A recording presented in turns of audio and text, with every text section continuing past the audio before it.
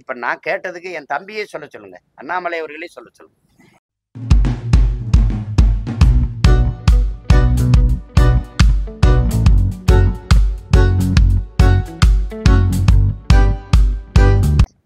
இந்த 8ஆம் வகுப்பு வரைக்கும் என் பிள்ளைக்கு தேர்வு வச்சு அது தோத்து போயிருச்சு அப்படின்னா, ஒரு வகுப்பு பின்தங்குது அப்படின்னா, அது ஒரு பிஞ்சு நெஞ்சுக்குள்ளேயே அது ஒரு அச்சத்தை ஏற்படுத்தி கல்வி மேல, பள்ளிக்கூடத்துக்கு போறது மேல, சக நண்பர்களை, சொந்தங்களை சந்திக்கிறதுல ஒரு எப்படி சொல்றது? அது ஒரு ஒரு நொறுங்கி போயிரும், சிதைஞ்சு போயிரும் அது.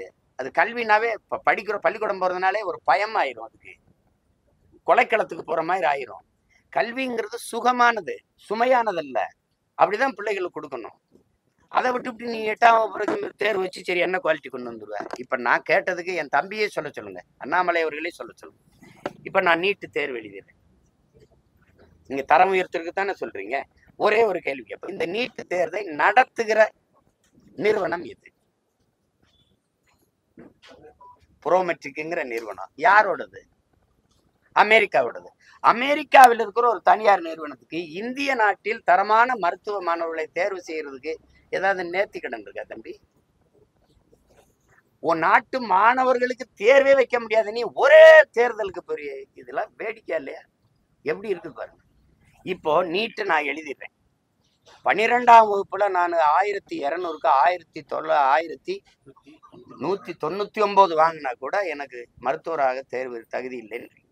ஆனா 800 850 வாங்கி பாடுல எல்லையில தேர்ச்சி பெற்ற மாணவனுக்கு தகுதி வந்துருது. நீட்ல தேர்ச்சி பெற்றான். நீட்டு எப்படியெல்லாம் நடக்குதுங்கிறத வட மாநிலங்கள்ல நீங்க பாக்குறீங்க. அந்த சூப்பர்வைஸுங்கிற மேற்பார்வையாளர் நிக்கிறாரு, பார்த்து வச்சு எழுதிட்டு போயிடுவாங்க. அதை விடுங்க. இப்ப அந்த நீட்ல தேர்ச்சி பெற்ற வர மாணவருக்கு பாடம் நடத்த போற ஆசிரியர் யாரு? பேராசிரியர் பெருமக்கள் யாரு? அவர் நீட் எழுதி வந்தவரா? இல்லை, பழைய பேராசிரியர். நீட்ல தேர்ச்சி பெற்ற எனக்கு பாடத்திட்டம் எது? புதுசா இல்ல பழைய பாடத்திட்டம்? அதே பாடத்திட்டம், அதே பேராசிரியர். இதுல எப்படி தரமான மருத்துவர் உருவாயிருவாரு?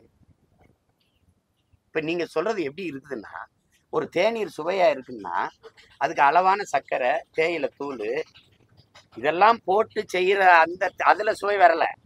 இந்த வடிகட்டி இருக்குல்ல, ஒரு ஃபில்டர், அதுல ஊத்தி வடிகட்டணும். இந்த ஃபில்டர், இந்த வடிகட்டியாலதான் இந்த தேநீர் சுவையா இருக்குன்னு சொன்னா நீங்க நம்புவீங்களா? அது மாதிரிதான் இந்த தேர்வு.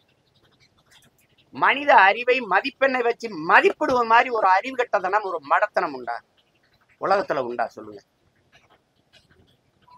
தம்பி. நான் 12ஆம் வகுப்புல முதல் மதிப்பெண், +2ல. நான் எக்கனாமிக்ஸ் காமர்ஸ் மேஜரா எடுத்து படிச்சேன். என்னை பின்னாடி இருந்து பார்த்து எழுதுனா 2வது மதிப்பெண். அவர் என்னை விட பெரியவர், அண்ணன் டப்புன்னு என் தாளை எடுத்து வச்சு எழுதிடுவாப்ல. அப்ப இது எப்படி இந்த மதிப்பீடு எப்படி?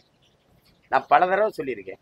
அந்த கரூர்ல சாருக்குன்னு ஒரு தம்பி மைக்ரோ தீப்பெட்டி அளவுல ஒரு விண்கலத்தை படைச்சான். அவன் சாருக்குன்னு இருந்ததுனால முஸ்லீம்னால தூக்கி விட்டீங்க. அந்த நாசா எடுத்துட்டு போய் பறக்க விட்டுட்டது.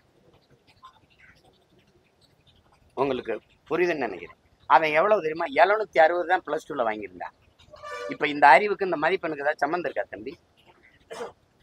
இப்ப எங்க அப்பா இளையராஜா, ரகுமான், இவங்கெல்லாம் இருக்காங்களே, எங்க ஐயா நடிகர்கள், ஒரு துறையில அவங்களை மிஞ்சுறதுக்கான ஆளே இல்லைங்கிற மாதிரி உலக சாதனை பண்றாங்கல்ல, அவங்க எல்லாம் தேர்வுல வாங்கின மதிப்பெண் என்ன தேவை போய் பேசிட்டு கூடாது தம்பி. இந்த உலகத்துல பெரிய விஞ்ஞானி தூண்டிமுள் கண்டுபிடிச்சவன், கலப்பை கண்டுபிடிச்சவன், மண்வெட்டி, கோடாரி, அருவாள் கண்டுபிடிச்சவன், இவன்லாம் எந்த பல்கலைக்கழகத்துல பட்டம் வாங்கிட்டு வந்தான்? போட்டு இதே ஒரு அறிவை வளர்க்கும் ஒரு கருவிதான் கல்வியை தவிர, கல்வியே அறிவுன்னா இங்க படிச்சவன் தான் தினம் சாராயத்தை போட்டு கொலை பண்ணிட்டு கொள்ளையடிச்சு தர்றான். நுட்பமா திருடுறேன் போற படிச்சவனா இருக்கான். இதுக்கு என்ன பண்றது?